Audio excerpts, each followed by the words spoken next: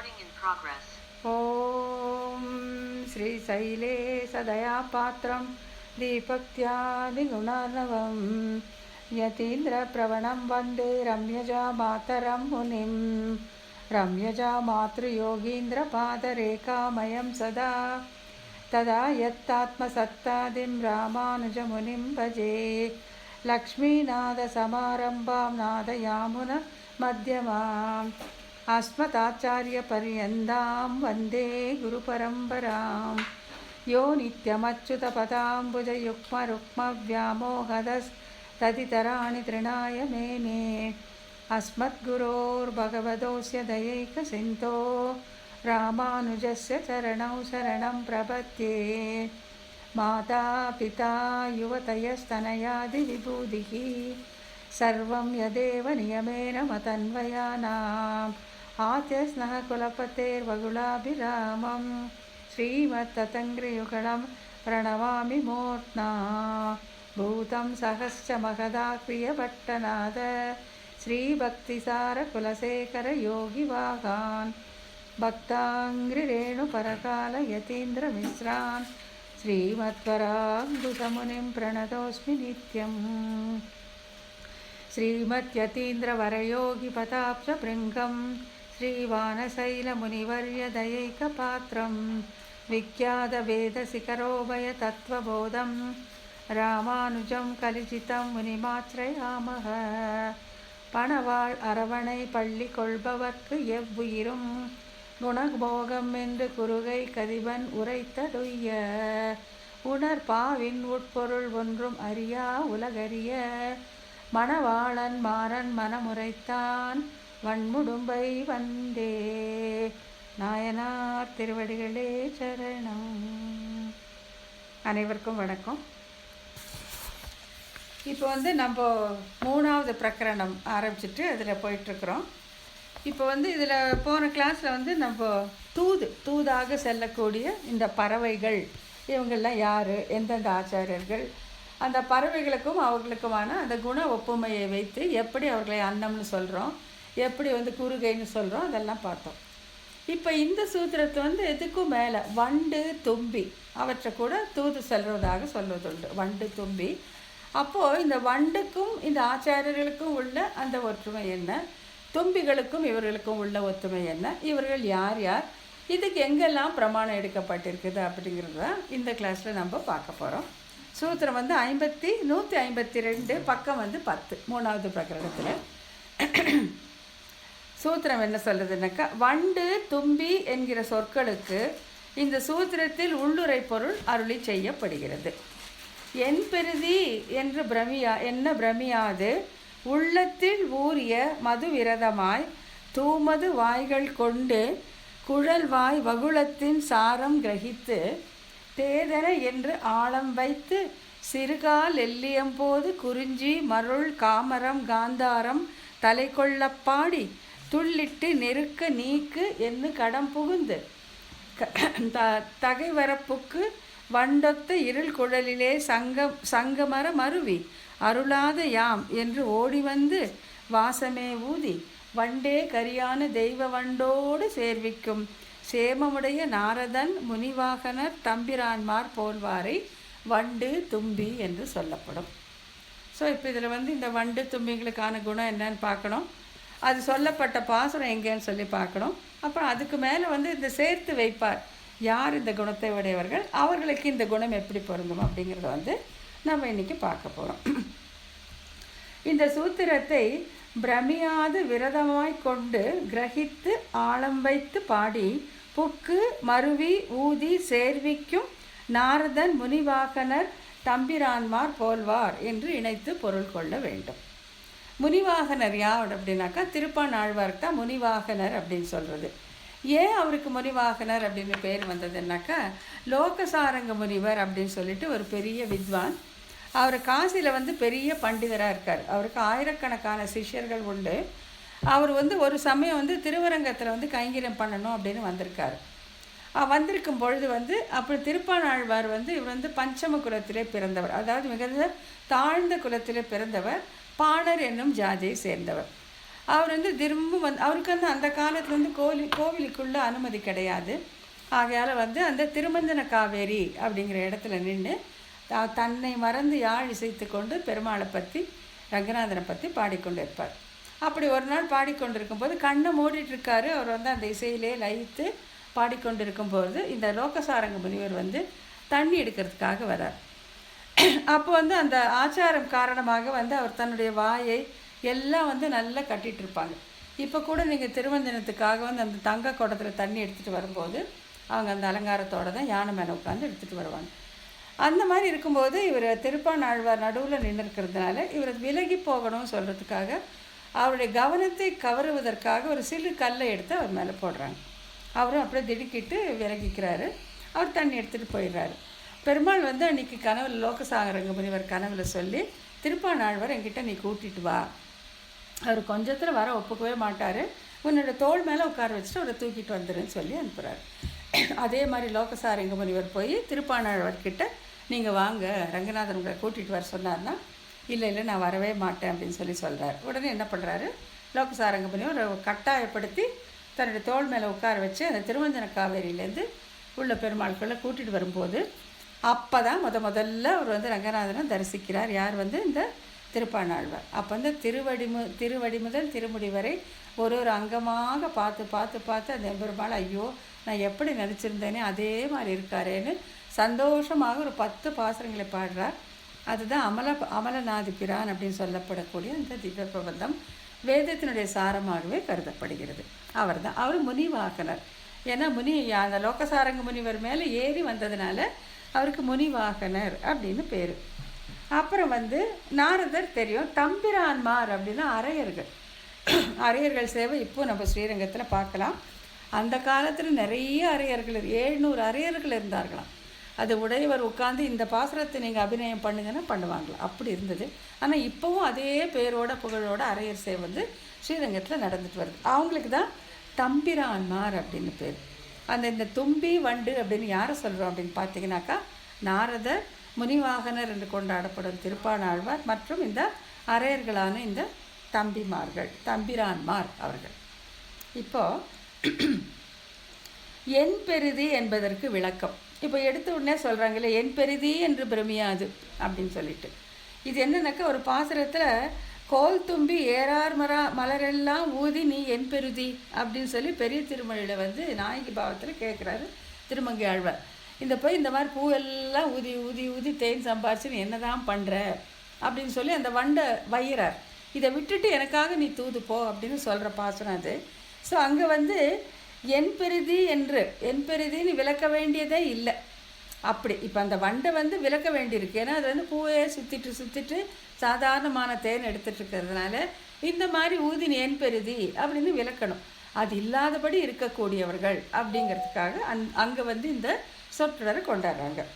என் பெரிதி என்பதற்கு விளக்கம் அப்படின்னா என் பெரிதி என்று சொல்லி மீட்க வேண்டும்படி இந்த வண்டப்பை இந்த பூவெல்லாம் நீ ஊதிட்டு தேன் எடுத்துகிட்டே இருக்காது, இங்கே வந்து எனக்கு பேச்சு சொல்லி நீ தூது போ அப்படின்னு விலக்கி கொண்டர வேண்டாதபடி அப்படின்னு சொல்கிறாங்க.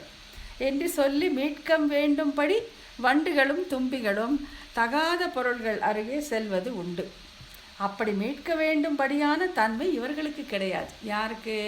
இந்த நாரதற்காகட்டும், முனிவாகனருக்காகட்டும், தம்பிரான்மார்க்காகட்டும் இந்த வண்டுகளை மீட்க வேண்டும். அந்த வண்டுகளும் தும்பிகளும் தமக்கு பழக்கமான இந்த வேலையை எப்போ பாரு செஞ்சுட்டே இருக்கும். பூக்களை சுற்றி வந்து தேன் எடுத்துகிட்டே இருக்கும். இந்த திருமங்கை ஆழ்வார் என்ன சொல்கிறார், இந்த மாதிரி பண்ணி உனக்கு என்ன தான் கிடைக்க போகுது, ஒன்றுமே இல்லை என்று அதை மீட்டு அந்த வண்டுகளையும் தும்பிகளையும் மீட்டு பெருமாளிடம் அவர்கள் தூதாக அனுப்புகிறார் ஆழ்வார்.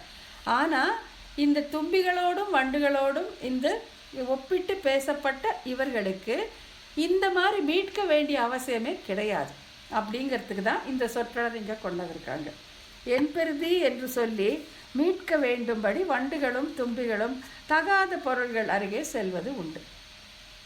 ஆனால் அப்படி மீட்க வேண்டும்படியான தன்மை இவர்களுக்கு கிடையாது.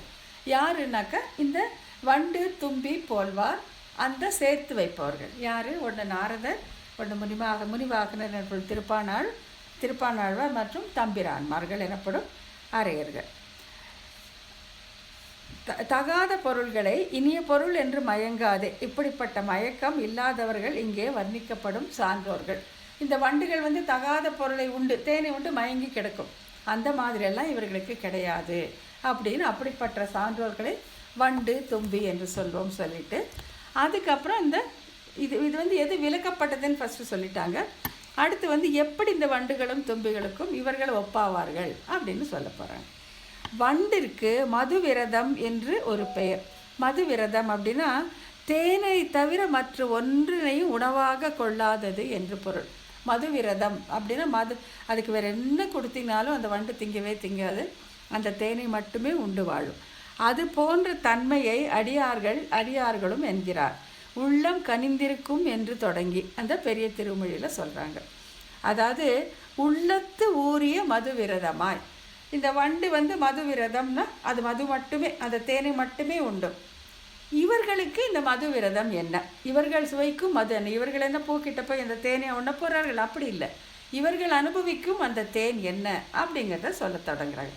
என்னன்னா, உளம் கனிந்திருக்கும் அடியவர்கள் தங்களது உள்ளத்து ஊறிய தேனை. அதாவது அந்த எம்பெருமானையும் அவன் அடியார்களும் நினைத்து நினைத்து நினைத்து அந்த உள்ளம் ஊறி அங்கு இருக்கும் அந்த தேன் போன்ற அனுபவத்தையே உண்டு உண்டு உண்டு அதையே அனுபவித்து இருக்கக்கூடியவர்கள். அவர்களுக்கு அதுதான் தேனை போன்றது. உளம் கனிந்திருக்கும் அடியவர் தங்கள் உள்ளத்துள் ஊறிய தேனை. அது யார்? சாட்சாத் எம்பெருமான். ஸோ அவனுடைய அனுபவத்தையே தேனை போல உண்டு உண்டு உண்டு ரசித்து இருக்கக்கூடிய இந்த சான்றோர்கள் என்கிறபடியே இறைவனுடைய அழகு சீலம் முதலியவர்களை நினைத்து உள்ளம் கனிந்திருக்கும் அடியார்கள். அவர்கள் மனதில் ஊறிய தேனை என்கிற பகவானாகிய தேனை விரும்பி தேனையே உணவாக உடைய வண்டு தேனிருந்த தாமரை மலரில் இருந்து கொண்டிருக்க அதனை விட்டு அடைவதற்கே அரியதாக அடைந்தாலும் நாவினை நனைப்பதற்கும் போராதே இருக்கிற தேனையுடைய முள்ளிப்பூவை கண்ணாலும் பாராதது போன்று தேவருடைய தேனே மலரும் திருவடி தாமரைகளுடைய இனிமையில் மனம் அழுந்தே ஒருவன் மற்றொரு அற்ப இன்பத்தை விரும்ப மாட்டான் அப்படின்னு ஸ்தோத்திர ரத்னம் 27வது ஸ்லோகத்திலேருந்து எடுத்திருக்காங்க. அதாவது இந்த மது விரதம்னு சொல்கிற இந்த வண்டு இருக்கு இல்லையா, இந்த வண்டு வந்து ஏதோ ஒரு சமயத்தில் கொஞ்சம் கஷ்டமாக இருக்கிற டைமில் போய் அந்த முள்ளிப்பூன்னு இருக்கும். முள்ளிப்பூ அது ஒரு வகையான பூ, முள்ளில் இருக்கக்கூடிய பூ, உயர்ந்த மலர் அல்ல. இந்த தாமரை மலரில் இருக்கும் தேனையே ரசித்து கொண்டிருக்கும் வண்டு என்னதான் கஷ்டம் வந்தாலும் அந்த முள்ளிப்பூவில் இருக்க தேனை போய் ஒரு காலம் சுவைக்காது. அதே போன்று இந்த சான்றோர்கள் என்னென்னா, அந்த எம்பெருமானுடைய தேனே மலரும் திருப்பாதம், அவனுடைய திருவடிகள் இந்த அனுபவமே, அந்த குணமே, அந்த அழகே, அந்த இதுவே தேனை போல ஊறி ஊறி அதிலே ஊறி இருக்கும் அவர்கள், அதையே உணவாக நினைத்திருக்கும் அவர்கள். உணவுனா மனதிற்கு அவர்கள் வந்து வேறு எந்த இன்பம் கிடைத்தாலும் அதை முள்ளிப்பூவுக்கு அதில் ஊறிய தேனுக்கு ஒப்பாக நினைப்பார்கள். இந்த சாதாரண இந்த வண்டு இந்த இது வந்து என்னன்னாக்கா தாமரை பூவில் உள்ள தேனையே அருந்தும். மற்ற உயர்ந்த மலர்கள் முள்ளிப்பூவில் உள்ள தேனை அருந்தாது. அதே போன்ற இந்த சான்றோர்கள் எம்பெருமானுடைய திருவடி தாமரைகளாகி அந்த தேனையே ரசித்திருப்பார்களே தவிர மற்றொன்று எத்தனை பெரிய இன்பமாயிருந்தாலும் அதை வந்து கொள்ள மாட்டார்கள், அனுபவிக்க மாட்டார்கள் என்று இந்த திருவடி தாமரையாகி அந்த இன்பத்தையே உன்னதிலேயே விரதமாக கொண்டிருக்கும் மது விரதர்கள் இவர்கள், இந்த சான்றோர்கள். தூமது வாய்கள் கொண்டு சூடிய தன் துவளம் உண்ட தூமது வாய்கள் கொண்டு திருவாய்மொழி என்கிறபடி பகவானாகிய இனிய பொருள்களை அனுபவிக்கும் அனுபவத்தாலே பரிசுத்தமான இனிதான வாயினை கொண்டு. இவங்களுக்கு இதுவே அனுபவமாக இருக்கிறதுனால வந்து அவங்க வாக்கு பரிசுத்தமாக இருக்கும். தப்பி தவறி கூட ஒரு கெட்ட வார்த்தையோ ஒரு வைதலோ ஒரு இதுவோ வரவே வராது. இனிமையாக தான் பேசுவாங்க அவங்க. அது ஏன்னாக்கா இந்த தூமது வாய் உண்டு. இந்த பகவானுடைய அனுபவத்தை அனுபவித்து அவங்க வாக்கும் மனமும் சுத்தமாக இருக்கிறதுனால அதில் வந்து அழகான சுத்தமான சொற்கள் தான் வருமே தவிர கெட்ட வார்த்தைகள் வரவே வராது. பரிசுத்தமாக இனிதான வாயை கொண்டு, அந்த வாய்னா அந்த வாக்கு, அவங்க பேசுகிற பேச்சு அப்படி இருக்கும். குழல் வாய் வகுளத்தில் சாரம் கிரகித்து, இது ரொம்ப அருமையான பகுதி. என் குழல் மேல் ஒளி மாமலர் ஊதீரோ என்றும் நாட்கமழ் மகிழ்மாலை மார்பா என்று போற்றப்படும் வகுளமாலை தரித்த நம்மாழ்வாருடைய திருக்குழலில் சூடிய வகுளமலரில் உள்ள தேனை கிரகிப்பது போல. இவர்கள் வந்து என்ன அப்படின்னு சொன்னாக்க, எப்படி இந்த தாமரை உயர்ந்த மலருள்ள தேனையே இந்த வண்டுகள் கிரகிக்குமோ, அதே போல் இவர்கள் வந்து நம்மாழ்வார், அவர் வந்து வகுளாபரணர்னு பேர் இல்லையா, அந்த வகுள மாலை தான் அவர் வந்து தன்னுடைய சிரத்திலே சூடியிருப்பார். அந்த மலரில் அந்த மனத்தை தேனை உண்பது போல நம்மாழ்வாருடைய ஸ்ரீசுக்திகளிலேயே இவர்கள் ஈடுபட்டு இருப்பார்கள் அப்படின்னு சொல்ல வராங்க. நாட்கமிழ் மகிழ் மாலை மார்பா என்று போற்றப்படும் வகுள மாலை தரித்த நம்மாழ்வாருடைய திருக்குறளில் சூடிய வகுள மலரில் உள்ள தேனை கிரகிப்பது போல அவருடைய அந்த ஸ்ரீசூக்திகளிலிருந்து அவருடைய பாசங்களில் இருக்கும் அந்த பொருளை கிரகித்து இருக்கக்கூடிய இந்த சான்றோர்கள். வைகுந்த மன்னால் குழல்வாய் விரைப்போல் விண்டுகள் வாரும் மலர் உளவோ நும்பியல் இடத்தே அப்படின்னு சொல்லி திருவிருத்தத்தில் கேட்குறாங்க. அது என்னன்னாக்க, பரத்வம் முதலானவற்றில் இனிமையும் அளவிற்கு உட்பட்டது என்னும்படியான திருக்குறளில் வைத்த ஒளிமா மலரான வகுளத்தின் சாரத்தை எடுத்து அவ்வழியாலே இத்தலையில் இனிமையை அனுபவிப்பார்கள் இவ்வண்டுகள் போல்வார்கள். இவங்க வந்து வைகுந்தத்தில் இருக்கும் சுகம் கிடைத்தாலும் கூட வேண்டான்னு சொல்லுவாங்களோ. அதான் இந்த மலர்கள் உழவோ நுவலிடத்தே உங்கள் ஊரில் இது இருக்கா அப்படின்னு கேட்குறாங்க. இப்படிப்பட்ட இனிமையை தரக்கூடிய இந்த மலர்கள் உங்கள் ஊரில் இருக்கா, இதில் கிடைக்கிற தேன் உங்கள் ஊரில் கிடைக்கான்னு யார் கேட்குறாங்க? வைகுண்ட வாசிகளை பார்த்து கேட்குறாங்க. வைகுந்த மன்னால் குழல்வாய் விரைப்போல், இந்த மாதிரி இந்த வைகுந்த மன்னால் குழல்வாய் விரைப்போல், இந்த எம்பெருமானுடைய அந்த குழலில் இருக்க அந்த மலர் இருக்க அந்த தேனை போல உங்கள் ஊரில் இது இருக்கா அப்படின்னு வைகுந்தத்தை பார்த்தே கேள்வி கேட்குற அளவுக்கு இவர்கள் வந்து இங்கே நம்மாழ்வாருடைய அந்த ஸ்ரீ சூக்திகளிலே ஈடுபட்டு இருப்பார்கள், அந்த தேனிலே அமிழ்ந்து ஊறி இருப்பார்கள்னு சொல்ல வராங்க. பரத்வம் முதலானவற்றில் இனிமையும் அளவிற்கு உட்பட்டது. வைகுந்த வான்போகம் நீங்கள் கொடுத்தீங்கன்னா கூட எங்களுக்கு வேண்டாம், அது வந்து அந்த இன்பம் கூட ஒரு அளவுக்கு உட்பட்டது. ஆனால் நம்ம சொல்கிறது என்ன, அந்தமில் பேரின்பம் நிறைந்தது ஒரு வீடுன்னு சொல்கிறோம். ஆனால் இங்கே வந்து இந்த நம்மாழ்வாருடைய பாசனத்தில் இனிமேலே ஈடுபட்டு அவர் சூடும் அந்த வகுளத்திலே சுற்றி வரும் தேனீக்களை போல வண்டுக்களை போல இருப்பவர்களுக்கு அது கூட அளவிற்கு உட்பட்டது. அது அந்தமில் பேரின்பம்னு சொல்ல வேண்டாம், அது கூட அளவிற்கு உட்பட்டது. இங்கே கிடைக்கிற இந்த அனுபவம் தான் எங்களுக்கு ரொம்ப பெருசு. அந்த வண்டு போல்வார்கள் தான் இந்தவர்கள் சொல்கிறாங்க. என்னும்படியான பரத்வம் முதலானவற்றில் இனிமையும் அளவிற்கு உட்பட்டது. வைகுந்த வான்போகம் கூட எங்களுக்கு அளவுக்கு உட்பட்டது தான், அதுக்கும் லிமிட் இருக்குது. ஆனால் எங்கள் அனுபவத்துக்கு லிமிட்டே கிடையாது. என்னும்படியான திருக்குறளில் வைத்த ஒளிமா மலரான வகுளத்தின் சாரத்தை எடுத்து அவ்வழியாலே இத்தலையில்னாக்கா நம்மாழ்வாருடைய அந்த பாசங்களில் இருக்கக்கூடிய அந்த பொருட்செறிவு அனுபவிப்பார்கள் இவ்வண்டு போல்வார்கள். அவர்கள் தான் இந்த வண்டு போகிறவர்கள். இதனால் யாழினிசை வேத தியல்களை வாயார பாடிக்கொண்டிருப்பவர்களை சொன்னவாறு. இந்த யாழினிசை வேத தியல் அப்படின்னு என்னென்னா, திருவாய்மொழிக்கு வந்து பராசர பட்டர் அருளி செய்த அந்த தனியன் மிக்க இறைநிலையும் மெய்யாம் உயிர்நிலையும் தக்க இயலும் தடையாகிய தொக்கியலும் ஊழ்வினையும் வாழ்வினையும் ஓதும் குருகையர்கோன் யாழினிசை வேதத்து இயல் அப்படிங்கிறத அந்த தனியன். நீங்கள் இல்லை, அது திருவாய்மொழி பிகினிங்கில் இருக்கும். அதை சொன்னவர் யார்? பராசர பட்டர். ஸோ இங்கே என்ன சொல்ல, இதனால் யாழினிசை வேதத்து இயல்கள்னு என்னது? திருவாய்மொழி. அது வந்து இந்த யாழினிசை வேதத்து இயல் அப்படிங்கிறது திருவாய்மொழிக்கு பட்டர் வச்ச பேர். அந்த மிக்க இறைநிலையும் மெய்யாம் உயிர்நிலையும் அதில் வந்து அர்த்த பஞ்சக ஞானம், அதில் சொல்லப்பட்டது அந்த அர்த்த பஞ்சக ஞானம். அர்த்த பஞ்சக ஞானம் நம்ம விரிவாக பார்த்துருக்கோம். அந்த அர்த்த பஞ்சக ஞானத்தை நமக்கு சொல்லி கொடுக்கறது எதுன்னா திருவாய்மொழி. அது வந்து எப்பேற்பட்டதுன்னா யாழினிசை வேதத்து இயல் அப்படின்னு சொல்கிறாங்க. ஆகையில இங்கே வந்து யாழினிசை வேதத்து இயல் அப்படின்னு சொல்லப்பட்டது திருவாய்மொழி. திருவாய்மொழியில் சொல்லப்பட்டது அர்த்த பஞ்சக ஞானம். அது திருவாய்மொழி வாயிலாக அனுபவித்து கொண்டு இருக்கும் அவர்களே இந்த வண்டு தும்பி போல்வார். அதனால்தான் அவர்கள் வந்து அந்த நம்மாழ்வாருடைய சிரத்திலே சூடப்பட்ட அந்த வகுள மாலையில் இருக்கக்கூடிய அந்த இனிமையை அனுபவித்து கொண்டிருப்பவர்கள் அப்படின்னு சொல்லப்பட்டிருக்கு.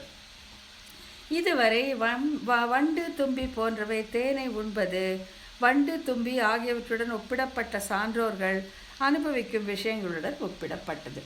ஸோ இவங்க என்னத்தை இப்போ தேனையே, இந்த இனிமையான மலர் இருக்க தேனையே வண்டு அனுபவிப்பது போல இந்த சான்றோர்கள் எதை அனுபவித்து கொண்டிருப்பார்கள்? எம்பெருமானுடைய திருவடி தாமரையை. அப்படி அதை விட்டாக்கா நம்மாழ்வாருடைய திருவாய்மொழி இனிமையை, அவருடைய அந்த திவ்ய பிரபல இனிமையிலே ஈடுபட்டு இதை தவிர வேற வேண்டாம். எப்படி வந்து மது விரதமாக வண்டு உள்ளதோ அதே போல் இவர்களும் இருப்பார்கள் அப்படின்னு இவர்கள் குணம் ஒப்பிடப்பட்டது வண்டுகளோட. இதுவரை வண்டு தும்பி போன்றவை தேனை உண்பது, வண்டு தும்பி ஆகியவற்றுடன் ஒப்பிடப்பட்ட சான்றோர்கள் அனுபவிக்கும் விஷயங்களுடன் ஒப்பிடப்பட்டது. வண்டு தும்பிக்கு தேன் தான், வேற ஒன்றுமே கிடையாது, அவ்வளோதான். ஆனால் இவர்களுக்கு எம்பெருமானுடைய திருவடி, நம்மாழ்வாருடைய ஸ்ரீ சுக்திகள், அதை அனுபவித்து கொண்டு இதை தவிர வேறொன்று வேண்டாம் என்று இருக்கக்கூடிய அந்த சான்றோர்கள். தேதன என்று ஆழம் வைத்து அப்படின்னா, வரிவண்டு தேதன என்று இசைப்பாடும். ஆழம் வைத்துன்னா பாட்டு பாடுறது. இந்த வண்டுகளும் தும்பிகளும் வந்து அப்படியே ரீங்காரம் பண்ணிகிட்டே இருக்கும் இல்லையா, அது தொடர்ந்து கேட்கும்போது அதில் நல்ல ஒரு இசை இருக்க மாதிரியே தோணும் நமக்கு. அந்த மாதிரி அதை வந்து அந்த ஆழம் வைத்துன்னு அது பாடுதுங்க அந்த வண்டும் தும்பிகளும். வரிவண்டு தேதன என்று இசை பாடும் என்று பெரிய திருமொழியில் சொல்லப்பட்டபடி யாழினிசை வண்டினங்கள் ஆழம் வைக்கும் பெரியாழ்வார் திருமொழி என்கிறபடி பகவான் மற்றும் பாகவதர்களுடைய இனிமைகளை அனுபவிக்கும் செருக்குக்கு போக்கு வீடாக ஆழத்தி ராக ஆலாபனை செய்து வைத்து. இதாவது இவங்க யார், இந்த வண்டு தும்பி போல் இருக்கிற கூட இந்த சான்றோர்கள் என்னன்னாக்கா, பகவானையும் பாகவதர்களையும் அனுபவிக்கிற அந்த அனுபவத்திற்கு போக்கு வீடாக இனிமையாக பாடிக்கொண்டே இருப்பார்களாம். அதுதான் வந்து அந்த வண்டினுடைய ரீங்காரத்துக்கு ஒப்பிடப்பட்டது. வண்டு ரீங்காரம் பண்ணோம். இந்த சான்றோர்கள் என்ன பண்ணுவாங்க, எம்பெருமானை அனுபவித்து அவனுடைய அடியார்களை அனுபவித்து அந்த இன்பம் மனதில் பொங்கி வர அந்த மீதூர அது அனுபவத்திற்கு போக்கிடமாக அழகாக ஆலாபனை செய்து பாடிக்கொண்டே இருப்பார்கள். இது யாருக்கு, அரையர்களுக்கு பொருந்தும். அவங்க தான் இனிமையாக பாடக்கூடியவர்கள். அதுக்கடுத்து சிறுகாலை எல்லியம்போது குறிஞ்சி மருள் காமரம் காந்தாரம் தலை கொள்ள பாடி. இதெல்லாம் வந்து பல பண்களுடைய பெயர்கள். பண் அந்த காலத்தில் இருந்த அந்த பண் இப்போ இருக்குது. பண் என்னென்னா குறிஞ்சி மருள் காமரம் காந்தாரம், இதெல்லாம் வந்து வேறு வேறு பண். இதில் தான் வந்து ஆழ்வாருடைய பாசுரங்களை அந்த முந்தி காலத்தில் பாடிட்டு இருந்தாங்க. அதுக்கு எந்தெந்த பாசுரத்துலேருந்து எடுக்கிறாங்கன்னா, அருகால் வருவண்டுகள் 1000 நாமம் சொல்லி சிறுகாலை பாடும் அப்படின்னு சொல்லி பெரியாழ்வார் திருமையில் சொல்லியிருக்காங்க. அடுத்தது எல்லியம்போது. எல்லியம்போதுன்னா சாயந்தரம் மாலை வேலை. எல்லியம்போது இரும் சிறை வண்டு எம்பெருமான் குணம் பாடி. அப்புறம் குறிஞ்சிங்கிறதுக்கு வண்டு குறிஞ்சி மருள் இசைப்பாடும், வண்டினங்கள் காமரங்கள் இசைப்பாடும், காந்தாரம் அம்தேன் இசைப்பாட என்றெல்லாம் உருகுகின்றவாறே காலங்களுக்கு தக்கவாறு. காலையில் சொன்னாரா, சாயந்தரம் சொன்னாங்களா, ராத்திரி சொன்னாங்களா, வேறு வேறு ராகம் சொன்னாங்களா, அந்த மாதிரி அந்தந்த காலத்துக்கு தக்க மாதிரி அந்தந்த ராகங்களை இனிமையாக ஆலாபனம் செய்து கொண்டிருப்பார்கள் இந்த சான்றோர்கள். இந்த வண்டுகளைப் போலவே இந்த வண்டுகளுடைய ரீங்காரம் வந்து இந்த ராகத்தை போல இருக்குமா. அதே மாதிரி இந்த சான்றோர்கள் தங்களுடைய அனுபவத்திற்கு போக்கு வீடாக அழகாக ஆலாபனை செய்து கொண்டு காலை என்ன மாலை என்ன இருள் என்ன மத்தியானம் என்ன அவர்கள் பாடி அனுபவத்திலே மூழ்கியிருப்பார்கள் சொல்லப்பட்டது. தலை கொள்ள பாடி, பண்கள் தலை கொள்ள பாடி என்கிறபடி தலைமை பெரும்படி பாடுவார்கள். அவ்வளோ டாப்பாக இருக்குமா, அவ்வளோ நல்லா அவங்க பாடுவாங்களா. அதை கேட்கும்போது வேறு எது மேலேயும் நமக்கு மனசே போகாது அப்படின்னு சொல்கிறாங்க. இதுவரை வண்டுகள் ரீங்காரம் இடுவது எம்மானை சொல்லி பாடி என்றும் பண்கள் தலைகொள்ள பாடி என்றும் வேத முதல்வனை பாடி என்றும் சொல்கிறபடியே அவர்கள் பாடிக்கொண்டிருத்தலோடு ஒப்பிடப்பட்டு விளக்கப்பட்டது. அவங்க பாடுறது என்ன, எம்மானை சொல்லிப்பாடி பகவானை பாடுறாங்க. பண்கள் தலைகொள்ள பாடி எல்லாரும் புகழும்படி பாடுறாங்க. அப்புறம் வேற என்ன, வேத முதல்வனை பாடி வேதத்தால் அறியப்படும் எம்பெருமானை பாடி அவர்கள் பொழுது போக்குவார்கள். இதுதான் வந்து இந்த வண்டுகளுடைய ரீங்காரத்தோடு ஒப்பிடப்பட்டது. இதுக்கு மேலே இப்போ இது வந்து முதல்ல என்ன சொல்லிட்டாங்க, மதுவிரதம் அந்த உணவை பற்றி சொல்லிட்டாங்க. அடுத்து வந்து ரீங்காரத்தை அந்த உணவை வந்து இவர்கள் பகவான் அனுபவத்தை பற்றி சொன்னாங்க. அவர்கள் ரீங்காரம் எடுத்து இவர்கள் பண்கொள்ள பாடுவதோடு ஒப்பிட்டு சொல்லிட்டாங்க. இதுக்கும் மேலே வண்டுகளுடைய குணங்கள் சில இருக்குது, அதோடு வந்து இவர்களுடைய குணங்களை ஒப்பிட்டு சொல்ல போகிறாங்க. முதல்ல என்னென்னா, வண்டுகளின் இயல்பு என்னென்னா, மிக நெருக்கமாக உள்ள இடத்திலும் தடையின்றி செல்லும். அதுக்கு என்ன பயம், எவ்வளோ பெரிய கூட்டம் இருந்தாலும் உள்ளே நுழைஞ்சு அது பாட்டுக்கு போயிட்டே இருக்கும், அவ்வளோதான். தன்னினமான பொருள்களோடே நட்பு கொள்ளும். இது ஒரு வண்டு போய் ஒரு காக்காவோட ஃப்ரெண்டாக இருக்காது, குருவியோட ஃப்ரெண்டாக இருக்காது, தன்னினத்தை சேர்ந்தவர்களோடே நட்பு கொண்டிருக்கும். இறைவன் சந்நிதியில் அச்சமின்றி செல்லும். இப்போ பெருமாள் கழுத்தில் ஒரு மாலை இருக்குது, அழகான மல்லிகை மாலை இருக்குதுன்னு வச்சுக்கோங்களேன். அந்த மணமும் அந்த இது தேனும் கவர்ந்து இது பாட்டுக்கு உள்ளே போகும், யாருக்குமே பயப்படாது. உள்ளே போய் அந்த மரம் இருக்க தேனை சுவைச்சிட்டு வந்துடும், யாரும் அதை ஒன்றும் சொல்ல போகிறதே இல்லை. ஆகையால் இறைவன் சந்நிதியில் அச்சமின்றி செல்லும். அப்புறம் இந்த குணங்கள் இந்த சூத்திரத்தில் வண்டுகளுடன் ஒப்பிடப்படும் சான்றோர்களிடம் இருப்பது விளக்கப்படுகிறது. ஸோ வண்டுக்கு இந்த குணம் இருக்குது, எங்கே வேணாலும் போகும், தன் இனத்தோடே தான் சேரும், அச்சம் என்று இறைவனிடத்திலே நெருங்கும். இந்த 3 குணங்களும் இவர்களுக்கும் உண்டு. யார்? இந்த வண்டு தும்பியோடு ஒப்பிடப்பட்ட அந்த சான்றோர்களுக்கு. ஸோ முதல்ல மிக நெருக்கமான இடங்களிலும் தடையின்றி செல்லும், பயப்படாமல் போகும். இப்போ என்னன்னாக்கா, இப்போ இந்த குணம் இவங்களுக்கு இருக்கா, இந்த சான்றோர்களுக்கு இருக்கா அப்படின்னு பார்த்தா, பின்னிட்ட சடையானும் பிரமனும் இந்திரனும் துன்னிட்டு புகழறிய வைகுந்த நீள்வாசல் அப்படிங்கிற திருமொழி சுந்தரர் நெருக்க என்று சொல்கிறபடியே சேவிக்க பக்தர்கள் நிறைந்து தலைப்புக ஒண்ணாதபடி நெருக்குகிற இடத்துல இந்த ஃபஸ்ட்டு பின்னிட்ட சடையானும் பிரமனும் இந்திரன் வந்து சிவபெருமானும் பிரம்மனும் இந்திரனும் வந்து கூட புகை வந்து கஷ்டமானது எது வந்து உங்களுக்கு வைகுந்தம். அவங்க கூட அங்கே புக முடியாது, அந்த நீள்வாசல் கூட அவங்க போக முடியாது. ஆனால் இவர்கள் சர்வசகதமாக போவார். நாரதர் எங்கே வேணால் போவார் இல்லை, அந்த மாதிரி. அப்புறம் இந்த சுந்தரர் நெருக்க அப்படிங்கிறது திருப்பள்ளி எழுச்சியிலேருந்து எடுக்கப்பட்டது. அதாவது தொண்டரடிப்படி ஆழ்வார் அருள் செய்த திருப்பள்ளி எழுச்சி. அங்கே யாரெல்லாம் வந்து ஸ்ரீரங்கநாதர் எழுப்புறதுக்கு வந்தார்கள் அப்படின்னு சொல்லி விளக்கமாக அந்த 10 பாசுரத்தை சொல்லியிருப்பார். அவர் வந்து இந்த சுந்தரர் நெருக்க, இந்த சுந்தரர் அப்படிங்கிறவர் ஒரு தேவஜாதி. சுந்தரர் நிறைய பேர் வரும், அவங்கள வானவர் எல்லாம் வராங்க. அவங்கள இன்னொரு இது இருக்குது, வித்யாதரன்னு கூட வர்றதில்லை. அவங்களெலாம் வந்து நெருக்கி, நீ முன்னால் நான் முன்னால், முதல்ல அவனுடைய கண்பாறை என் மேலே விரணும்னு நெருக்க வருவாங்களாம். அப்படி ஸ்ரீரங்கத்தில் இருக்க மாதிரி நெருக்கமாக இருந்தாலும் சரி, இல்லை வைகுந்தத்தில் வந்து பின்னிட்ட சடையானும் பிரமனும் இந்திரனும் துன்னிட்டு புகழறிய வைகுந்தம் அப்படி இருந்தாலும், அந்த மாதிரி இருந்தாலும் இந்த வண்டுகள் ஈஸியாக போகும். அதே மாதிரி இந்த வண்டு போல்வாரும் இந்த இடங்களை ஈஸியாக சுலபமாக உள்ளே போவாங்க, அவங்களுக்கு பயமே கிடையாது. நீக்கு என்று நேய நிலைக்கதம் நீக்கு திருப்பாவை என்கிறபடியே திருவாசல் காப்பானை கதவு திறக்க வேண்டும் என்று விரும்பி கேட்டு, இவங்க கேட்டால் கதவை திறந்துருவாங்க. இது நம்ம ஆச்சாரியர்களோடு போகும்போது நல்லா சேவிக்கலாம். எங்கே ஆச்சாரியர் பின்னால் ஒட்டிகிட்டே போனால் எங்கே வேணால் நம்ம போயிடலாம். ஏன்னா அவங்கள தரித்து எடுத்துகிறவங்க யாருமே கிடையாது. அவங்க கதவை திறந்து விடுனா திறந்து விட்டுருவாங்க. அதை தான் இங்கே சொல்கிறாங்க. ஸோ புகாரிய இடத்திலும் புகுவார்கள், இவங்க கதவை திறன்னா திறந்துடுவாங்க, யாருமே மூடி வைக்க மாட்டார்கள். அப்புறம் புகும் தகைவு அறப்புக்கு பொன்னியலும் மாடம் கவாடம் கடந்து புக்கு என்கிறபடியே கண்களையும் மனதையும் கவர்கின்ற திருவாசல் அழகிலே மனம் துவக்குண்ணாதே அதை கடந்து புக வேண்டும் ஆகிற தகவர பாடுவராக இருக்கிற அந்தரங்கத்தன்மையாலும் ஒன்றிலே நோக்குடைய மனத்தை உடைமையாலும் உள்ளே புகுந்து. இப்போ பார்த்தீங்கன்னா கோயில் எல்லா இடத்துலையுமே வந்து அந்த வாசக்கதவே ரொம்ப அழகாக இருக்கும்.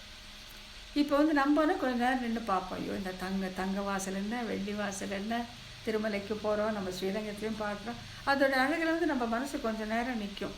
ஆனால் இவங்க வந்து அதில் நிற்கவே மாட்டாங்க, அந்த அழகிலே துவக்குண மாட்டார்கள். ஏன்னா இவங்க உள்ளே போய் பாடணுமே, இவங்க உள்ளே போய் எம்பெருமானுக்கு பாடணும்.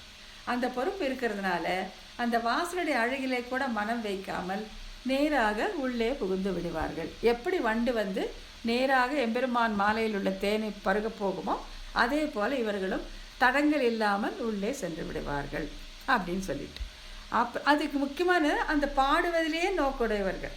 அங்கே போய் பாடணும் எம்பெருமான் இருக்காது, அதனால் நேராக போவாங்க, நிற்கவே மாட்டாங்க. இது நம்ம ஸ்ரீரங்கத்தில் பார்க்கலாம்.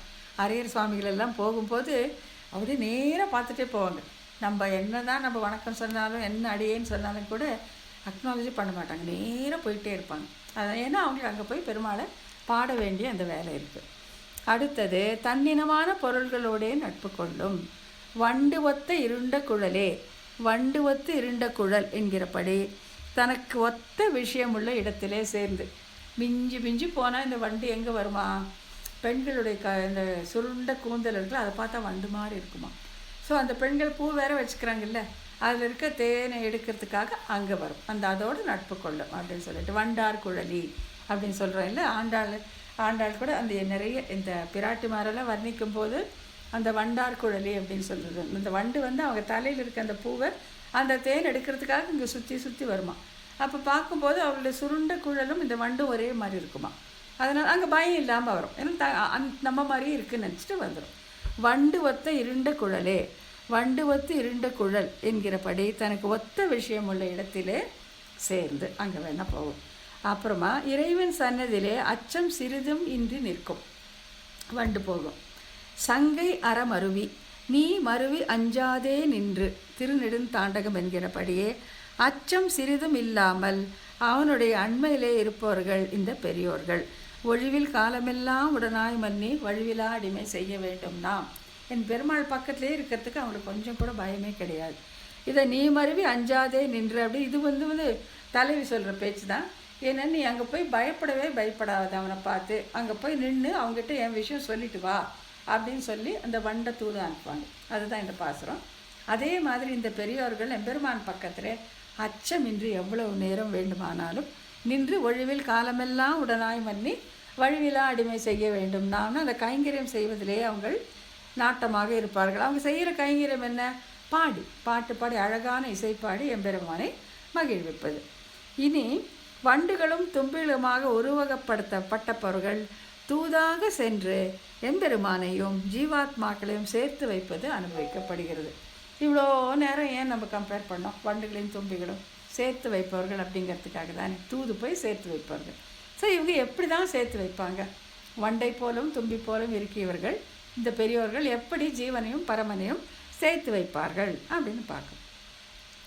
அருளாத யாம் என்று அருளாத நீ அருளி அவர் ஆவி துவராமுன் திருவாய்மொழி என்றும் யாம் இதுவோ தக்கவாறு என்றும் கூறப்பட்டபடி இத்தலையின் ஜீவன், அதாவது நாயகியினுடைய துன்பத்தை அவனுக்கு எம்பெருமானுக்கு அறிவித்து ஆச்சாரியர்கள், அதுதான் ஆச்சாரியர்கள் தான் நம்ம படத்தில் வித்யை தாயாக பெற்றதில் பார்த்தோம் இல்லை, ஆச்சாரியர் தான் இந்த ஜீவனாகிய பெண்ணையும் அந்த எம்பெருமானாகிய அந்த பரமபுருஷனும் சேர்த்து வைப்பார்கள்.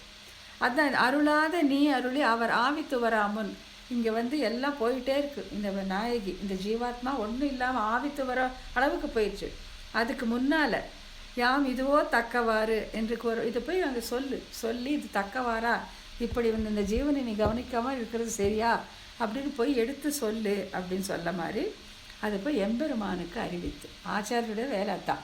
இந்த ஜீவாத்மாவுடைய நிலையை எம்பெருமானுக்கு அறிவிப்பார்கள். எம்பெருமானுடைய அந்த மேன்மையை, அவனுடைய சௌலபியத்தை, அவனுடைய வாத்சல்யத்தை ஜீவனுக்கு அறிவிப்பார்கள்.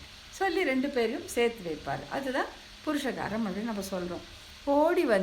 ஓடி வந்து என் குழல் மேல் ஒளி மாமலர் ஊதீரோ என்கிறபடி அவனோடு கூட வரலாம் என்று காலம் தாழ்த்தாது முன்பே ஓடி வர வேண்டும். இப்போ நீ தூதான் அனுப்புகிறாங்க இந்த வண்டை அங்கே போய் எல்லாம் பேசிடுச்சு. இந்த மாதிரி பரகால நாயகியும் பராங்குச நாயகியும் உன்னை பார்க்காம பாடுபட்டுருக்குறாங்க அப்படின்னு எல்லாம் சொன்னோன்னே அவன் எல்லாம் கேட்டுட்டு சரி நான் வரேன் நீ போ அப்படின்னு சொன்னோடனே இவங்க இல்லை நம்ம ரெண்டு பேரும் ஒன்றா போகலான்னு அந்த எம்பெருமானோட சேர்ந்து நிற்கக்கூடாது. அவன் என்ன சொன்னான்னா முதல்ல பறந்து எனக்கு சொல்லணும், அப்போ தான் நான் தரித்திருப்பேன் அப்படின்னு சொல்கிறாங்க. ஓடி வந்து என் குழல் மேல் ஒளி மாமலர் ஊதீரோ, அந்த நல்ல செய்தி எனக்கு சொல்ல மாட்டீர்களா? அவனோடு கூட வரலாம், சரி ஒன்றா போய்க்கலாம், என்ன இதான் வேலை தான் முடிஞ்சிடுச்சு அப்படின்னு இருக்கக்கூடாது. ஓடி அந்த செய்தியை நீங்கள் எனக்கு சொல்ல வேண்டும், முன்பே ஓடி வர வேண்டும் என்று இவன் ஜீவன் விருப்பப்பட்டபடியே இத்தலையில் ஜீவன் துன்பத்திற்கு தகுதியாக அவன் வரவினை அறிவிக்க விரைந்து தம் வரவாலே இத்தலையில் பிறந்த செவ்வியை அனுபவித்து. என்ன சொல்கிறாங்க பாருங்கள். ஃபஸ்ட்டு ஓடி வந்துடணும், எம்பெருமானோட போகலான்னு எல்லாம் நிற்கக்கூடாது.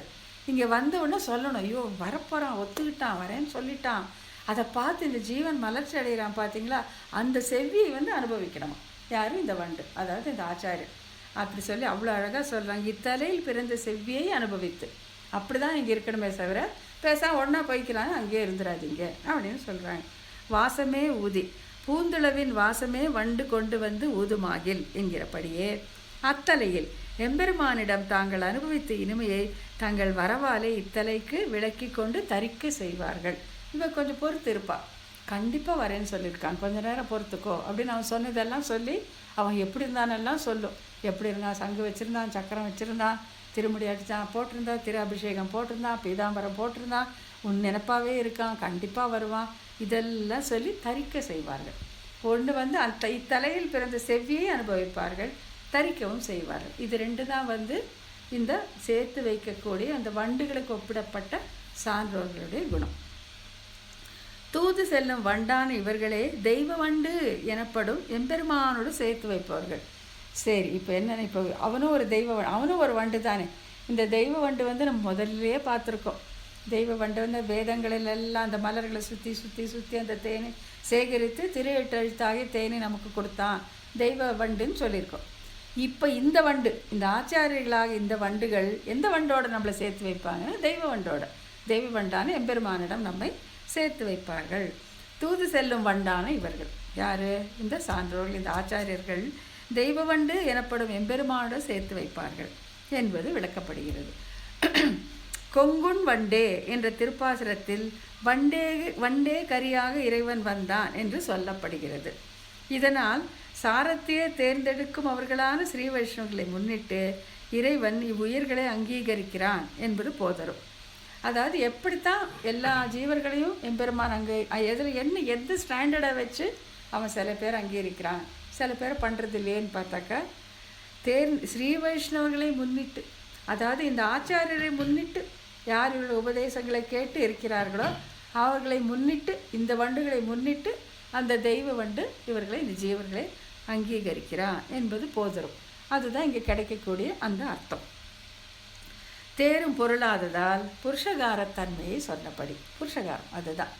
புருஷகாரம்னு என்ன? பரிந்துரை செய்தல். இது புருஷகாரம் நம்ம முன்னாடி பார்த்துருக்கோம், பின்னாலே நம்ம பார்க்கலாம். அதாவது இந்த ஜீவன் வந்து முறைச்சிக்கிட்டு நிற்பான், வேணாம் தீமரம் கெடுத்தாங்கிற மாதிரி அவன். அதுதான் துவம்மேனா அகமேன்னு சொல்கிறது. நீ என்னுடையவனா, இல்லை நீ வேற நான் வேறன்னு இருக்கக்கூடிய இவனை திருத்தி கொண்டுடணும். அவன் வந்து இவனுக்கே இவ்வளோ இருக்கணும், எனக்கு எவ்வளோ இருக்குன்ட்டு அவன் திரும்பி கூட பார்க்க மாட்டான். அப்படி இருக்கும்போது அவனை வந்து அவனிடம் சொல்லி, இவனை விட்டால் அவனுக்கு யார் இருக்கா, நீ தானே இவனை இந்த சம்சாரத்தில் வச்ச, நீ தான் பிரகிருதியில் கட்டி வச்ச, நீ தான் மீட்கணும்னு சொல்லி அவனையும் திருத்தி அவனிடம் இருக்கும் சுவாமித்வத்தையும் வாத்சல்யத்தையும் மேல்வரும்படி செய்ய வேண்டும். இந்த வேலை தான் புருஷகாரம்னு சொல்லப்படும். இது வந்து பிராட்டிமாரும் செய்வார்கள், ஆச்சாரியர்களும் செய்வார்கள். இவர்கள் தான் அந்த பிரணவத்தில் அந்த உகாரத்தின் பொருளாக இருக்கக்கூடியவர்கள். இது இவரே தான் தோழி. ஸோ அங்கே தோழி தூது செல்கிற போகிறதெல்லாம் பார்த்தோம். இங்கே இந்த வண்டுகளும் இவங்களுக்கு கூட இவங்களே தான், இந்த ஆச்சாரியர்கள் தான். இவர்கள் தான் அந்த புருஷகாரம் செய்து எம்பெருமானையும் ஜீவனையும் சேர்த்து வைக்கக்கூடியவர்கள். அடுத்து வண்டே கரியான தெய்வ வண்டோடு சேர்ப்பிக்கும் எம்பெருமானுடன் ஜீவர்கள் சேர்த்து வைக்கும் வண்டு போல்வார்கள். இது யாருன்னா, வேத சாகைகள் மேலே உள்ள சாரத்தை கிரகிக்கும் அவர்கள் வண்டு தேனை சேகரிப்பதை போல. இவங்க எப்படி, இந்த வண்டு தேனை சேகரிப்பதை போல இவர்கள் எப்படி இப்போ வந்து இந்த தெய்வ வண்டையும் இந்த ஜீவனாக இந்த பொருள் சேர்த்து வைக்க இந்த வண்டுகளுக்கு என்னெல்லாம் இருக்கணும், இவங்களுக்கு என்னெல்லாம் தகுதி இருக்கணும். ஏன்னா இவன் கேட்குற கேள்விக்கெல்லாம் பதில் சொல்லணுமே. அதனால் இவர்களுக்கு வந்து நல்ல ஞானம் இருக்கணும். எந்த ஞானம் இருக்குன்னா, வேத சாகைகளின் மேலே உள்ள சாரத்தை கிரகிப்பவர்கள். அந்த உபனிஷத்தில் என்ன சொல்லியிருக்கோ அதை கிரகித்து கொள்வார்கள். வண்டு தேனை சேகரிப்பதைப் போல இவர்கள் சேகரித்து கொள்வார்கள். அப்புறம் 6 பத நிஷ்டர்களாக இருப்பவர்கள். 6 பதம் என்ன? துவய நிஷ்டர்கள். இந்த 6 பதம் என்னன்னாக்கா, ஸ்ரீமன் நாராயண சரணம் சரணம் பிரபத்தே ஸ்ரீமதே நாராயணாய நமக. அதுதான் துவய மந்திரம். அதாவது திருவுடன் கூடிய அந்த ஸ்ரீமன் நாராயணனுடைய அந்த திருவடிகளே உபாயமாக பற்றுகிறேன். அப்படி பற்றி எனக்கு என்ன வேணும்? திருமகளன் கூடிய அந்த எம்பெருமானுக்கு அந்த கைங்கரியம் ஒன்றுமே எனக்கு வேண்டும், அது மட்டும்தான் எனக்கு வேண்டும், வேறு எதுவுமே எனக்கு வேண்டாம் அப்படிங்கிறது தான் அந்த 6 பதங்களுடைய அர்த்தம். துவயம் 2 லைன் இருக்கும், 6 பதங்கள் இருக்கும். துவயனிஷ்டர்கள். துவயத்தின் 6 பதங்கள் வண்டின் 6 காலோடு ஒப்பிடப்பட்டது. எவ்வளோ அழகாக இருக்குது பாருங்கள். வண்டுக்கு வந்து 6 கால், அதனால் அருகால சிறுவண்டே அப்படின்னு சொல்லுவாங்க. ஸோ வண்டுக்கு வந்து கமன சாதனம் ஒரு இடத்துலேருந்து இன்னொரு இடத்துக்கு போகிறதுக்கு ரெக்கை தான் முக்கியம். ஆனாலும் ஏன் அது அருகால 2 ரெக்கை வண்டேன்னு சொல்லலாம் இல்லையா? 2 சிறகு வண்டேன்னு சொல்லாமல் அருகால சிறு வண்டேன்னு சொல்லலாம்னா இதுதான். இந்த துவயனிஷ்டர்களாக இருப்பதால் 6 கால்களோடு ஒப்பிடப்பட்டு அவர்கள் அருகால சிறுவண்டே அப்படின்னு இந்த ஆச்சாரியர்கள் சொல்லப்பட்டார்கள். ஏன்னா அவங்க துவயத்துடைய அர்த்தத்தை ஆழ்ந்த மனசிலை கொண்டு அதை முன்னிட்டு எம்பெருமானையும் ஜீவனையும் சேர்த்து வைக்கிறார்கள். அப்புறம் அடுத்தது ஞான அனுஷ்டானங்களை உடையவர்கள். நல்ல ஞானம், அந்த ஞானம் எப்படி இருக்குது அதுக்கேற்ற நடத்தை உடையவர்கள். சொல்லி கொடுக்கறது ஒன்று செய்கிறது ஒன்று செய்யவே மாட்டாங்க. என்ன சொல்கிறாங்களோ அதைத்தான் செய்வார்கள். அனுஷ்டானம்னா ப்ராக்டிக்கல், ஞானம்னா தியரியில் என்ன கற்றுக்கிட்டோமோ அதையே தான் அவங்க ப்ராக்டிக்கலும் செய்யணும். வண்டின் 2 சிறகுகள் இவருடைய ஞான அனுஷ்டானத்துக்கு ஒப்பிடப்பட்டது. ஸோ 6 கால்கள் வந்து துவயத்துக்கு கற்றுக்கிட்டதுக்கு, 2 சிறகுகள் வந்து ஞான அனுஷ்டானத்திற்கு ஒப்பப்படும். 2 சிறகுகளோடு கூடி இருப்பதனால் தங்கு தடையின்றி எங்கேயும் செல்வார்கள். ஸோ இவங்களுக்கு துவயத்தோடைய அர்த்தம் நல்லா மனசில் படிச்சிருக்கு, வேத சாகையோட அர்த்தம் நல்லா தெரிஞ்சிருக்கு. இதை கொண்டு எல்லா இடத்துலையும் பரப்புவதுக்கு அவர்களுக்கு ஞானமும் அனுஷ்டானமும் 2 ரெக்கைகளாக இருக்குது. ஸோ எல்லா குவாலிஃபிகேஷனும் இருக்குது, வேண்டிய தகுதியெல்லாம் இருக்குது. ஆகையால் இவர்களுக்கு எம்பெருமானையும் ஜீவனையும் சேர்த்து வைப்பது ஒரு பெரிய கஷ்டமே அல்ல. அப்புறம் இப்போ நம்ம சொன்னோம் இல்லை, தெய்வ வண்டு. இவனை வண்டு சொன்னது எங்கெல்லாம்னா எம்பெருமானே வண்டாக வர்ணிக்கப்பட்டுள்ளான். எங்கெல்லாம் எம்பெருமான வண்டுன்னு சொல்லியிருக்காங்கன்னா, கொங்குண் வண்டே கரியாக வந்தான் என்கிறபடியே வண்டாக வர்ணிக்கப்பட்டவன் எம்பெருமான். பெரிய திருமொழியில் அவனை கொங்குண் வண்டே கரினக்க சாட்சி, அவனே சாட்சியாக வந்தான் அப்படி வந்தான். அப்புறம் சேர்த்து வைக்கும் வண்டு போன்ற இவர்களை முன்னிட்டு ஜீவர்களை அங்கிப்பவன் தெய்வ வண்டு எனப்பெறும் எம்பெருமான். இந்த வண்டு, இந்த அருகால சிறுவண்டை இருக்குல்ல, 6 கால் இருக்குது, 2 ரெக்கை இருக்குது, அந்த வண்டுகள் தான் இந்த தெய்வ வண்டாகிய இந்த எம்பெருமானிடம் ஜீவனை கொண்டு போய் சேர்த்து விட்டுகிறார்கள். இவர்களை முன்னிட்டு ஜீவர்களை அங்கிப்பவன் தெய்வ வண்டு எனப்படும் எம்பெருமான். தூவியம் புல்லுடைய தெய்வ வண்டு என்கிறபடியே வேதாந்தங்களாலேயே அறியப்படுபவன். ரொம்ப முக்கியமான இது. தூவியம் புல்லுடைய தெய்வ வண்டு அப்படின்னாக்க வேதாந்தங்களாலேயே அறியப்படுவான். வேதாந்தம்ங்கிறது உபனிஷத், வேதத்தாலேயே தான் அவன் அறியப்படுவான். இவதான் எம்பெருமான் ஸ்ரீமன் நாராயணன் பரமாத்மான்னு சொல்லணும்னா உபனிஷத்தோட சாரத்திலிருந்து தான் அவனே சொல்ல வேண்டும். அதனால தான் அவனுக்கு கோவிந்தன் என்கிற பெயர். கோவிந்தன் அப்படின்னா ஆடு மாடுகளை மேய்க்கிறவன் அப்படிங்கிறது ஒன்று, ஆயர்களை காப்பாற்றினாங்கிறது ஒன்று, வேதத்தால் அறியப்படுவன் அப்படிங்கிறது அந்த கோவிந்தன் அப்படிங்கிறதுக்கு ஒரு முக்கியமான ஒரு விஷயம். இப்போ நம்ம எத்தனையோ புறப்பாடு இருக்கும்போது நம்ம கருட சேவைக்கு ரொம்ப முக்கியத்துவம். கருட சேவை அன்றைக்கி எந்த கோயிலில் பார்த்தீங்கன்னா கூட்டம் அப்படியே அலமோதும். அது ஏன் அப்படின்னா, கருடன் வேத ஸ்வரூபி, அவனுடைய சிறகில் தான் அந்த வேதத்தோட ஒலியே இருக்குமா. அவன் என்ன பண்ணுவான்னா எம்பெருமானை தூக்கி வச்சுட்டு இப்படி ஒரு பக்கமாக அப்படி எம்பெருமானை பார்க்குற மாதிரி இருக்கும் அந்த கருட சேவையை பார்த்தீங்கன்னா. அது ஏன்னா இதோ இவன்தான் வேதத்தால் அறியப்படும் அந்த கோவிந்தன் அப்படின்னு காட்டி கொடுக்கறதுக்காக தான் அந்த கருடன் மேலே வரார் அப்படின்னு சொல்லப்படும். ஆகையால் வேதாந்தங்களாலே அறியப்படுவன் என்று தோற்றும்படி லைட் போயிடுச்சுமா தெரியலதுமா, கண்ணே தெரியல. லைட் போடுச்ச இங்கே லைட் போடுச்சம்மா, புக் கண்ணே தெரியல. ஒன் செகண்ட் அதாம்மா. சரிம்மா. வேதாந்தங்களாலே அறியப்படும் தோன்றும்படி கருட வாகனனாய் வேதத்தின் சாரத்தையே எடுக்கின்றவன் சர்வேஸ்வரன். அதான் கருட வாகனம் பற்றி இங்கே சொல்லியிருக்காங்க. அந்த வேதத்தின் சாரத்தை சேகரிக்கும் அந்த தெய்வ வண்டு எம்பெருமான், வேதத்தாலேயே அறியப்படுவன். அதை தான் கருட வாகனம் நமக்கு உணர்த்துகிறது. தெய்வ வண்டான இவனோடு சேரிக்கும் வண்டாக வர்ணிக்கப்படுவார்கள் இவர்கள். யார்? இந்த சான்றோர்கள். இவங்கெல்லாம் யார்? இவ்வளோ தூரம் சொல்லியாச்சு, வண்டை பற்றி சொல்லியாச்சு, அதோடைய குணங்கள் சொல்லியாச்சு, அது இவங்கக்கிட்ட எப்படி இருக்குன்னு சொல்லியாச்சு, அது எந்த பாசுரத்தை எல்லாம் பார்த்தாச்சு. யார் அப்படின்னா சேமமுடை நாரதன். நாரதன் தான் இந்த ஒரு வண்டு. சேமமுடை நாரதன் என்கிறபடி பிரம்ம பகவான் ஆகிய சேமத்தை உடையவனாய், பகவானுடைய குணங்களை அனுபவித்தலால் உளதாய பேரானந்தத்தை உடையவனாய், அந்த ஆனந்தத்தின் மிகுதியால் நடனமாடிக்கொண்டேயும் பாடிக்கொண்டேயும் இருக்கிற ஸ்ரீ நாரத முனிவர் தான் இந்த வண்டு. ஏன்னா அவர் எப்போ பாரு கையில் வீணை வச்சு மீட்டு பாடிட்டே தானே இருக்கார். எந்த தங்கு தடையின்றி போவார். எந்த உலகத்துக்கு போகணுமோ போவார். எந்த தெய்வத்துக்கிட்ட வேணாலும் போவார். பெருமாள் கிட்ட எங்கே வேணாலும் அவருக்கு தடையே கிடையாது. எங்கேயும் நுழைவார், பாடுவார். அதனால் அவர் தான் இந்த வண்டு. இதுக்கு ஒரு உதாரணம். அடுத்தது முனிவாகனர். முனிவாகனர் யாருன்னா நம்ம திருப்பாணாழ்வார். லோகசாரங்க முனிகளாலே தாங்கப்படுகையாலே முனிவாகரர் என்று கூறப்படுகின்ற திருப்பாணாழ்வார். இவர் அப்படித்தானே அந்த பாட்டாலே கண்டு அனுபவித்தார் எம்பெருமானை, ரங்கநாதனை அந்த பாட்டாலே பாடி அனுபவித்து கண்ணாலே பார்த்து பாடி அனுபவித்தார் அவர். அடுத்து தம்பிரான்மார். அவர்கள் அரையர்கள். திருவாய்மொழி இசையே தமக்கு இனிய பொருளாக கொண்டிருக்கும் தம்பிரான்மார்கள். யார்? அரையர்கள். அவர்களும் அந்த அரையர் சேவையில் எம்பெருமானையே பாடிக்கொண்டே இருப்பார்கள். போல்வாரை வண்டு தும்பி என்னும் மேற்கூறிய குணங்களின் ஒப்புமையாலே வண்டு என்றும் தும்பி என்றும் சொல்லப்படுவார்கள் இவர்கள்தான் அப்படின்னு சொல்லி இந்த சூத்திரத்தை முடிச்சிடுறாங்க. போட்டுக்கிட்டாங்க. சரி, ஓகேம்மா, இன்றைக்கி இதோட முடிச்சுக்கிறேன். போகணும் கொஞ்சம் வெளியில், அதனால் இன்றைக்கி முடிச்சுக்கலாமா இதோட? அதான் தும்பி என்பது இது கம்ப்ளீட் பண்ணிடலாம். தும்பி என்பது வண்டு இனங்களில் ஒரு சாதி விசேடம் ஆகையாலே அன்றோ வண்டினங்கால் தும்பிகாள் என்று இரண்டினையும் பிரித்து ஓரிடத்திலே அருளி செய்தது. நண்டுன்னு இருக்க, தயவுசெய்து வண்டுன்னு மாற்றிக்கோங்க. வண்டும் தும்பியும் நான்கறிவினாலே பிரிவு முளவே யக்கே பிறப்பே என்பது தொல்காப்பிய பொருள். இவற்றுக்கு நிறைவண்டும் தேனியும் குழையும் போல்வன என்பர் பேராசிரியர். அதாவது இது ஒரே ஜாதியாக பறக்கிற அந்த ஜாதியாக இருந்தாலும் அதற்குள்ளே அந்த கொஞ்சம் கொஞ்சம் பிரிவு 4 இதுதான் இருக்குது. அதுக்கு 4 இதுதான் அறிவு, 4 அறிவு உடையது தான். ஆனால் அதுக்குள்ளே உட்பிரிவு இந்த இது ஒன்று தும்பி என்பது வண்டு என்பது விண்லேதான். அடடே வேணம்மா.